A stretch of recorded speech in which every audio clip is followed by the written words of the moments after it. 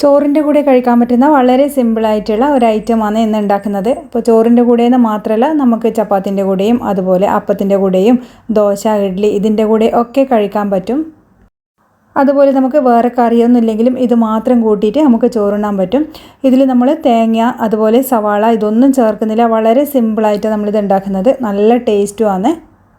അതുപോലെ തന്നെ വീട്ടിലുള്ള 2-3 ചേരുവകൾ മാത്രമേ നമുക്കിതിന് ആവശ്യമുള്ളൂ. വളരെ സിമ്പിളായിട്ടും അതുപോലെ തന്നെ നല്ല ടേസ്റ്റ് ആയിട്ടുള്ള ഈ ഒരു റെസിപ്പി എങ്ങനെ ഉണ്ടാക്കുന്നത് നമുക്ക് നോക്കിയാലോ. അതിനു മുന്നേ ചാനൽ ആദ്യമായിട്ട് കാണുന്നവരാണെങ്കിൽ വീഡിയോ ഇഷ്ടമാവുകയാണെങ്കിൽ നിങ്ങൾ ലൈക്ക് ചെയ്യാനും ഷെയർ ചെയ്യാനും അതുപോലെ സബ്സ്ക്രൈബ് ചെയ്ത് സപ്പോർട്ട് ചെയ്യാനും മറക്കല്ലേ. അതുപോലെ തന്നെ നമുക്കിത് ഉണ്ടാക്കി കഴിഞ്ഞ് കഴിഞ്ഞാൽ ഒരു 1-2 മാസം വരെ ഫ്രിഡ്ജിൽ സൂക്ഷിച്ച് വെക്കാനും പറ്റും. അപ്പോൾ പിന്നെ നമുക്കങ്ങനെ എന്ത് കറി ഉണ്ടാക്കുന്നുള്ള ടെൻഷനും വേണ്ട. അപ്പോൾ ഇതാ നമ്മളിത് ഉണ്ടാക്കാൻ വേണ്ടിയിട്ട് 3 തക്കാളിയാണ് എടുത്തിരിക്കുന്നത്. തക്കാളി നന്നായിട്ട് പഴുത്ത തക്കാളിയാണ്, ഒരുപാട് പുളിയുള്ള തക്കാളി എടുക്കരുത്. അപ്പോൾ ഞാൻ അത്യാവശ്യം നല്ല മധുരമുള്ള തക്കാളി തന്നെ എടുത്തിരിക്കുന്നത്. അതുപോലെ തന്നെ നന്നായിട്ട് പഴുത്തതുമാണ്. അതുപോലെ നമ്മൾ ഒരു 3-4 വെളുത്തുള്ളി എടുത്തിട്ടുണ്ട്. ചെറിയ സൈസിലുള്ളതാണെങ്കിൽ ഒരു 5-6 എണ്ണമൊക്കെ നിങ്ങൾക്ക് എടുക്കാം. അപ്പോൾ നിങ്ങൾ ഒരുപാട് അളവിൽ ഉണ്ടാക്കുന്നതാണെങ്കിൽ 1 കിലോ ഒക്കെ ഉണ്ടാക്കിയിട്ട് നിങ്ങൾക്ക് സൂക്ഷിച്ച് വെക്കാൻ പറ്റും. ഇനിയിപ്പോൾ ഇതൊക്കെ നന്നായിട്ട് കഴുകിയതിന് ശേഷം നമ്മൾ ഇതുപോലെ ചെറിയ പീസായിട്ട് കട്ട് ചെയ്തിട്ട് മിക്സിൻ്റെ ജാറിലേക്ക് ഡയറക്റ്റ് അങ്ങ് ഇട്ട് കൊടുക്കുക ചെയ്യുന്നത്. അപ്പോൾ നമ്മൾ ഈ വെളുത്തുള്ളി ഇതിലേക്ക് ഇടുന്നുണ്ട്. അതുപോലെ തന്നെ ഒരു ചെറിയ കഷ്ണം പുളിയും ഇതിലേക്ക് ചേർത്തിട്ട് നമ്മളിതാ ഇതുപോലെ അരച്ചെടുത്ത് കൊണ്ടുവരുന്നുണ്ട്. ഒരുപാട് ഫൈൻ പേസ്റ്റായിട്ട് അരക്കരുത്, കുറച്ച് തരിതരിപ്പായിട്ട് ഇതാ ഇതുപോലെ വേണം നമ്മൾ അരച്ചെടുക്കാൻ വേണ്ടിയിട്ട്. അപ്പോൾ ഇത് നമുക്ക് സൈഡിലൊക്കെ ഒന്ന് മാറ്റി വെക്കാം. ഇനി ഇതാ ഇതുപോലെ ചട്ടി എടുത്തിട്ടുണ്ട്. അപ്പോൾ ചട്ടി ചൂടാകുമ്പോൾ അതിലേക്ക് ഒരു 2 ടേബിൾ സ്പൂൺ എള്ളെണ്ണ ഒഴിച്ചു കൊടുത്തിട്ടുണ്ട്. അപ്പോൾ എള്ളെണ്ണ തന്നെ എടുക്കുക. നിങ്ങളുടെ എള്ളെണ്ണ ഇല്ലെങ്കിൽ മാത്രം വെളിച്ചെണ്ണ എടുക്കാം. അപ്പോൾ ഇത് കുറച്ച് അധികം തന്നെ എണ്ണ ഇതിൽ മുന്നിട്ട് നിൽക്കണം, എന്നാൽ മാത്രമേ ഇത് സൂക്ഷിച്ച് വെക്കാൻ നമുക്ക് പറ്റുള്ളൂ, മോശമാവാണ്ട്. അതിന് അതിലേക്ക് കടുക് ഇട്ടിട്ട് പൊട്ടി വരുന്ന സമയത്ത് നമുക്കതിലേക്ക് ഒരു 1/4 ടീസ്പൂൺ നല്ല ജീരകവും കൂടിയും ചേർത്തിട്ട് ഒന്ന് മൂപ്പിച്ചെടുക്കാം. അതുപോലെ തന്നെ കുറച്ച് കറിവേപ്പിലയും ചേർത്ത് കൊടുക്കുന്നുണ്ട്. അതൊന്ന് നന്നായിട്ടൊന്ന് ഞെരടിയിട്ട് ചേർത്ത് കൊടുക്കും. അപ്പോൾ നല്ലോണം അതിൻ്റെ ഫ്ലേവർ ഇതിലേക്ക് അങ്ങ് ഇറങ്ങി വരും. അപ്പോൾ ഈ ഒരു സമയത്ത് ഉലുവ താല്പര്യമുണ്ടെങ്കിൽ നിങ്ങൾക്ക് ഒരു 1/4 ടീസ്പൂൺ ചേർത്ത് കൊടുക്കാം. മുഴുവനായിട്ടുള്ള ഉലുവ ചേർത്ത് കൊടുക്കാം. അപ്പോൾ ഇതെല്ലാം ഒന്ന് മൂത്ത് വരുന്ന സമയത്ത് നമുക്കിതാ ഇതുപോലെ ഒരു 2 കുടം വെളുത്തുള്ളി എടുത്തിട്ട് നല്ലോണം കഴുകിയിട്ട് തൊലിയോട് കൂടിയിട്ട് ഇതുപോലെ ഒന്ന് ചതച്ച് ചേർത്ത് കൊടുക്കാം. അപ്പോൾ തൊലിയോട് കൂടി തന്നെ ചേർത്ത് കൊടുക്കുമ്പോൾ നല്ലൊരു ഫ്ലേവറാണ് ഇതിന്. അതുപോലെ ചെറിയ തീയിലിട്ടിട്ട് ഇതിൻ്റെ ആ ഒരു കളറൊക്കെ ഒന്ന് മാറി വരുന്ന സമയം വരെ നമുക്ക് നല്ലോണം ഒന്ന് റോസ്റ്റ് ചെയ്തെടുക്കാം. ആ ഒരു പച്ചമണം ഒക്കെ ഒന്ന് മാറിയിട്ട് ഈ ഒരു കളറാവുന്നത് വരെ നമ്മളിത് വഴറ്റിയെടുക്കണം.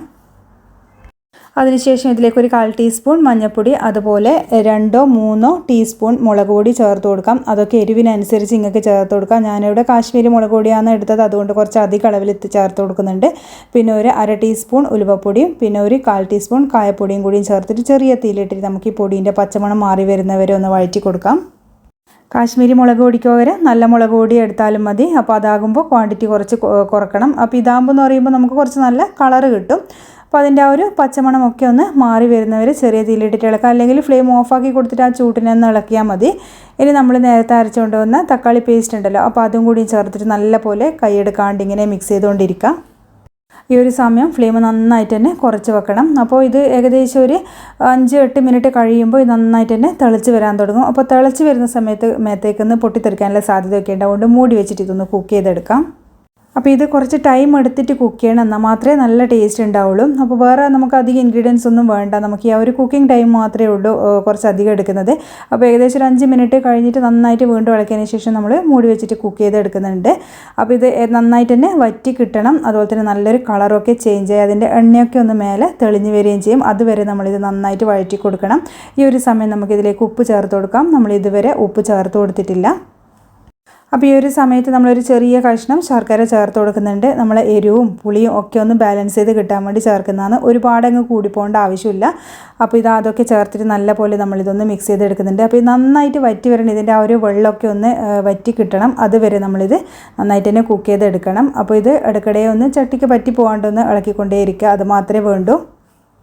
അപ്പോൾ ഈ ഒരു സമയം നോക്കുമ്പോൾ ഉപ്പ് കുറച്ചും കൂടിയും കുറവുണ്ടേന്, അതുകൊണ്ട് ഞാൻ ചേർത്ത് കൊടുക്കുന്നുണ്ട്. കുറച്ച് മധുരവും കൂടിയും ചേർത്ത് കൊടുക്കുന്നുണ്ട്. അപ്പോൾ അത് രണ്ടും കൂടിയും ചേരുമ്പോഴാണ് ആ ഒരു ഉപ്പും മധുരവും പുളിയൊക്കെ നന്നായിട്ട് ചേരുമ്പോൾ മാത്രമേ നല്ല കറക്റ്റ് ടേസ്റ്റ് കിട്ടുള്ളൂ. അപ്പോൾ ഞാനിത് വീണ്ടും നല്ലോണം ഒന്ന് മൂടി വെച്ചിട്ട് തന്നെ കുക്ക് ചെയ്തെടുക്കുന്നുണ്ട്. ആ ഒരു പച്ചമണമൊക്കെ ഒന്ന് മാറി വരണം.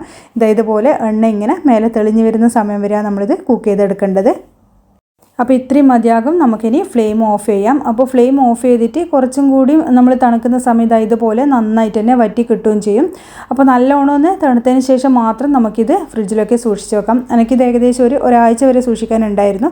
അപ്പോൾ നിങ്ങൾ 1 കിലോ തക്കാളിയൊക്കെ എടുത്തിട്ട് ഉണ്ടാക്കുന്നതെങ്കിൽ ഏകദേശം 1 മാസം 2 മാസം വരെയൊക്കെ നിങ്ങൾക്ക് സൂക്ഷിച്ച് വെക്കാൻ പറ്റും. അപ്പോൾ നന്നായിട്ട് തണുത്തതിന് ശേഷം മാത്രം നിങ്ങൾ കുപ്പിയിലേക്ക് മാറ്റി വെക്കുക, എന്നിട്ട് ഫ്രിഡ്ജിൽ സൂക്ഷിച്ച് വെക്കാം. അപ്പോൾ ഇത് ഒരാഴ്ച വരെയൊക്കെ പുറത്ത് നിന്നാലും കേടാവില്ല. അപ്പോൾ ഒരുപാട് ക്വാണ്ടിറ്റിയിലൊക്കെ ഉണ്ടാക്കുന്നതാണെങ്കിൽ ഫ്രിഡ്ജിൽ സൂക്ഷിച്ചാൽ മതി. അപ്പോൾ ഇത് ചപ്പാത്തിക്കായാലും ദോശക്കായാലും ഇഡ്ലിക്കായാലും ഒക്കെ നല്ല കോമ്പിനേഷനാണ്. അതുപോലെ ചോറിനാണ് ഇത് നല്ല ടേസ്റ്റ് ഉണ്ടാകുന്നത്. അപ്പോൾ ചോറിന് വേറെ കറീൻ്റെ ഒന്നും ആവശ്യമില്ല. ഇതൊരു 1-2 ടേബിൾ സ്പൂൺ എടുത്തിട്ട് സൈഡിൽ ഇട്ട് കൊടുത്താൽ മാത്രം മതി. അപ്പോൾ ചോറ് തിന്ന് തീർന്ന വഴി അറിയില്ല എന്ന് തന്നെ പറയാം. അത്രയും കിടിലൻ ടേസ്റ്റാണ്, വേറെ കറീൻ്റെ ഒരു ആവശ്യമില്ല. അപ്പോൾ തീർച്ചയായിട്ടും തക്കാളിയൊക്കെ വില കുറഞ്ഞിട്ട് ഒരുപാട് വാങ്ങിക്കാൻ കിട്ടുന്ന സമയത്ത് വാങ്ങിയിട്ട് ഇതുപോലെ ഉണ്ടാക്കിയിട്ട് ഫ്രിഡ്ജിൽ സൂക്ഷിച്ച് വെച്ചാൽ നമുക്ക് ഒരുപാട് നാളത്തേക്കുള്ള കറി ആവുകയും ചെയ്യും. അപ്പോൾ ഇനി അടുത്ത വീഡിയോയിൽ നമുക്ക് വേറെ റെസിപ്പി മാറ്റി കാണാം. താങ്ക്